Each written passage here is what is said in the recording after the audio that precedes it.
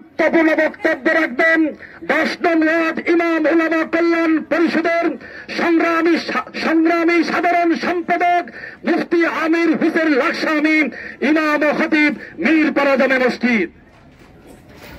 আসসালামু আলাইকুম ওয়া রাহমাতুল্লাহি ওয়া বারাকাতুহু।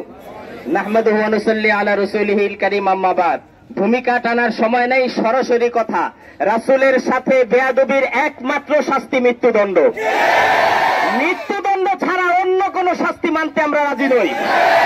অনেকে প্রশ্ন করেন, হুজুর রসুলকে গালি দেওয়া হয়েছে ভারতে, আর এই দেশে আপনারা মিছিল কেন করছেন?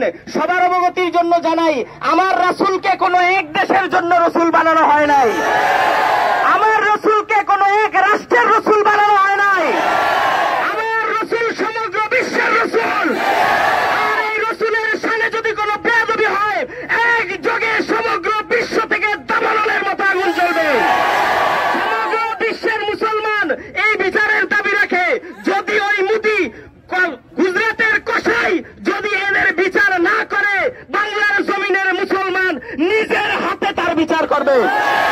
এখন বলবেন, হুজুর আমরা নিজের হাতে বিচার করবে কিভাবে?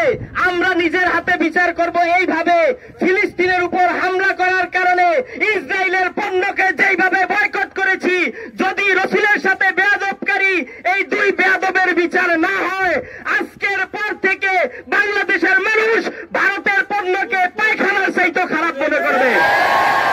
যার ভিতরে রসুলের প্রেম আছে সে ভারতের পণ্য ব্যবহার করতে পারে না।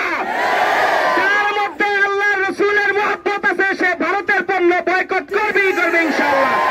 এই জন্য আজকে আমরা যারা এসেছি, কেউ বিরিয়ানির প্যাকেটের জন্য আসি নাই, কেউ টাকা পয়সার জন্য আসি নাই, সবাই রসুলের ভালোবাসার জন্য এসেছি।